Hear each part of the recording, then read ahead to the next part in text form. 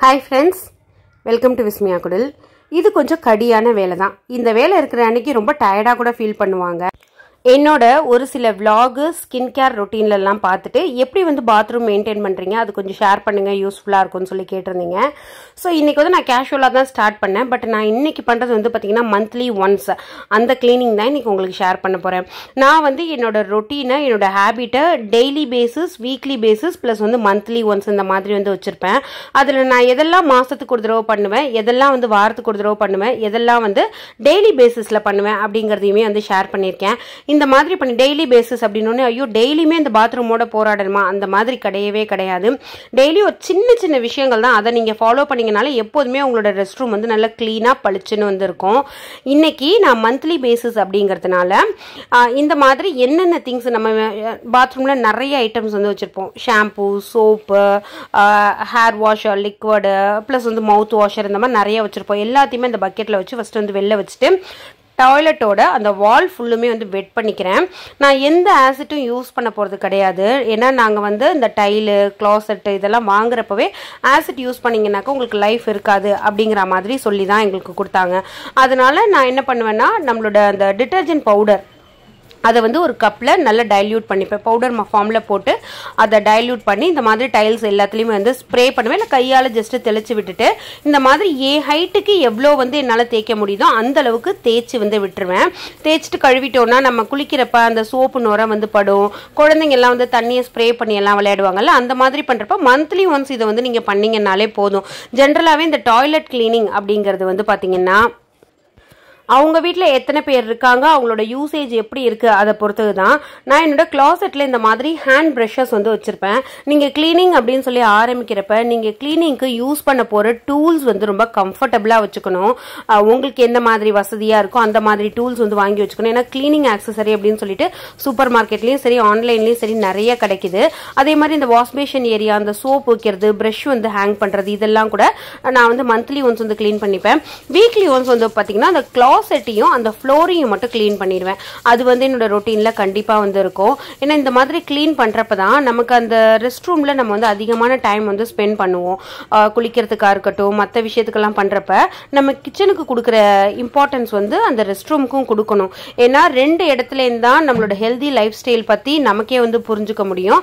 அதே மாதிரி நான் ஒரு சோப் லிக்விட் வந்து கரைச்சி வச்சிருக்கேன்னு சொன்னல, அதை வந்து இந்த மாதிரி வாஷ் பேஷன்ல எல்லாம் போட்டு குட்டி குட்டி பிரஷஸ் நான் வச்சிருக்கிறது பாத்தீங்கன்னாலே தெரியும்.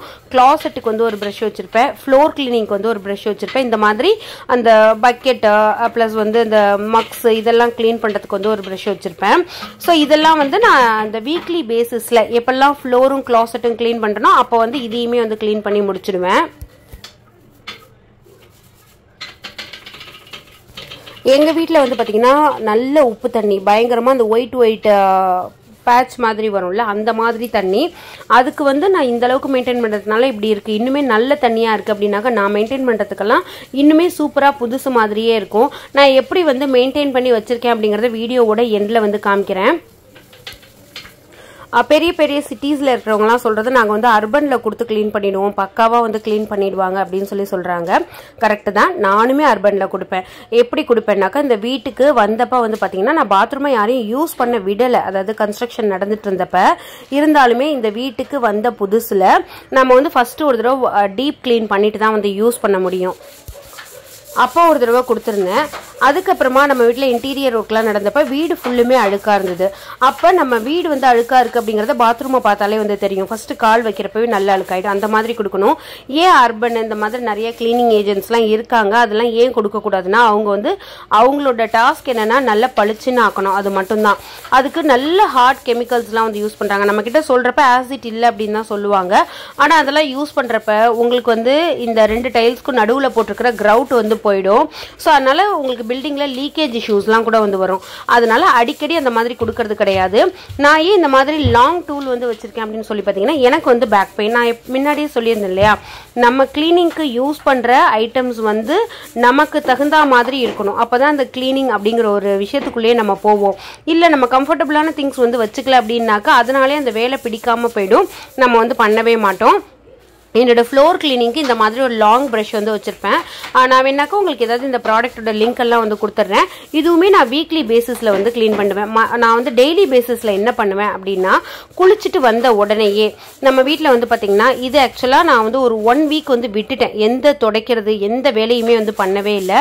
1 வீக் விட்டதுனால அந்த ஸ்டெயின்ஸ் வந்து உங்களுக்கு வந்திருக்கு. அதை காமிக்கிறேன்.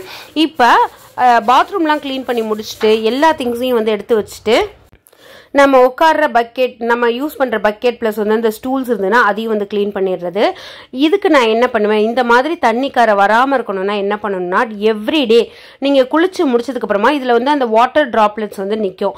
அதை இந்த மாதிரி கிளாத் வச்சுக்கோங்க. இந்த டர்க்கி டவல்லே சின்ன சின்ன பீசஸ் வந்து கிடைக்குது. அதை வச்சுட்டு நீங்கள் தொடச்சி விட்டுட்டிங்கன்னா இந்த அளவுக்கு அந்த ஒயிட் மார்க் வந்து வராது. நான் 1 வீக்காக பண்ணலை, அதனால் வந்து வந்திருக்கு. அது அப்படியே உங்களுக்கு இவ்வளோ நாள் வந்திருந்ததுனாலுமே இல்லை வருஷ கணக்கில் வந்து உங்களுக்கு இருக்குது அப்படின்னாலுமே கவலைப்பட வேணாம். அதுக்குன்னு ஒரு ஸ்ப்ரே வந்து இருக்கு. அதை வந்து நல்லா ஸ்ப்ரே பண்ணி விட்டுட்டு இதை மந்த்லி பேசிஸ்ல நான் பண்ணிக்குவேன். உங்களுக்கு என்னதான் அதுல தண்ணி கரை பிடிச்சி போயிருந்தாலும் சரி, இல்ல அதுல துரு வந்து ஒட்டி இருந்தாலுமே வந்து உங்களுக்கு அழகா எடுத்துட்டு வந்துடும். இந்த மாதிரி ஸ்ப்ரே பண்ணிடணும். ஸ்ப்ரே பண்றதுக்கு முன்னாடி அந்த இடம் வந்து ட்ரையா இருக்கணும். நீங்கள் நல்ல சூடு பறக்க ஒரு துணியை வச்சு தொடச்சாலே போதும். நான் லைட்டாக தான் துடைக்கிறேன். ஏன்னா இந்த ரொட்டீனை நான் அடிக்கடி எவ்ரி மந்த் வந்து பண்ணுறதுனால நான் லைட்டாக தான் பண்ணுறது. பாருங்கள், தொடச்ச உடனேயே அந்த ஒரு மாதிரி புள்ளி புள்ளியாக இருந்தது எல்லாமே போயிடும். இதெல்லாம் புதுசாக மாற்றினா மாதிரியே இருக்கும். நீங்கள் ரெகுலர் பேசிஸில் நீங்கள் டெய்லியுமே தொடச்சி விடுறப்ப இதுவுமே தேவைப்படாது. நீங்கள் புதுசாக வீடு கட்டுறீங்க, இப்போ தான் எல்லாம் போட்டிருக்கீங்க, தண்ணி கடை இருக்குன்னா வீட்டில் யார் கடைசியில் குளிச்சுட்டு வராங்களோ அவங்க இந்த மாதிரி டவல் எப்போதுமே நம்மளோட பாத்ரூமில் வந்து ஹேங்கிங்கில் இருக்கணும். எடுத்து தொடச்சிட்டு வாரத்துக்கு ஒரு தடவையோ இல்லை வாரத்துக்கு 2 தடவையோ இந்த டவலை வந்து துவைக்க போட்டுருங்க. ஏன்னா அது அப்படியே ரெகுலராக யூஸ் பண்ணிக்கிட்டே இருக்க வேண்டாம். ஸோ இப்போ தொடச்சதுக்கு அப்புறமா உங்களுக்கு வந்து தெரியும் இந்த பாட்டமில் இது நல்ல கரை பிடிச்சது. இதை வந்து பாருங்கள், லைட்டாக நம்ம துடைக்கிறப்பவே அந்த உப்பு அந்த சால்ட் வந்து படிஞ்சிருக்குல்ல, இது வந்து ஸ்கேல் அப்படின்னு சொல்லுவாங்க. அது எல்லாமே வந்து வெளியில் எடுத்துகிட்டு வந்துடும். இந்த மாதிரி மெயின்டைன் பண்ணாலே வந்து போதும். உங்களோட பாத்ரூமு, உங்களோட க்ளாசெட்டு, வாஷ்பேஷன் எல்லாமே பக்காவாக க்ளீனாக இருக்கும். கண்டிப்பாக இந்த பாத்ரூம் ஹைஜீன் அப்படிங்கிறது ரொம்பவே முக்கியம். ஸோ இதனால தான் இதே மாதிரி தான் ஒரு கிளிப்பிங் வந்து நான் என்னோட ஒரு ஷார்ட்ஸில் வந்து நான் இன்க்ளூட் பண்ணியிருந்தேன். அப்போ தான் கேட்டிருந்தீங்க எப்படி இவ்வளோ க்ளாசெட் வந்து வெள்ளையாக இருக்குன்னு. எங்கள் தண்ணி ரொம்ப மோசமான தண்ணி. அந்த மோசமான தண்ணிக்கே என்னால் இவ்வளோ மெயின்டைன் பண்ண முடியுது அப்படின்னாக்கா, நல்ல தண்ணியாக இருந்ததுனாக்கா இன்னுமே நல்லா வந்து நமக்கு மெயின்டைன் ஆகும். சின்ன சின்ன அங்கங்கே மார்க் இருக்குது பாருங்கள், அது கூட வந்து வரவே வராது. இது மாஸ்டர் பெட்ரூமில் இருக்கிறது. கொஞ்சம் பாடி ஜெட்லாம் போட்டு பண்ணியிருந்தோம். இது எப்போதுமே நான் ட்ரையாக வச்சுப்பேன். ஸோ இந்த வீடியோவில் நான் ஷேர் பண்ண சின்ன சின்ன டிப்ஸ் வந்து உங்களுக்கு யூஸ்ஃபுல்லாக இருக்கும்னு சொல்லி நம்புகிறேன். வீடியோ பிடிச்சி நான் லைக் பண்ணி ஷேர் பண்ணுங்கள். Thank you, by.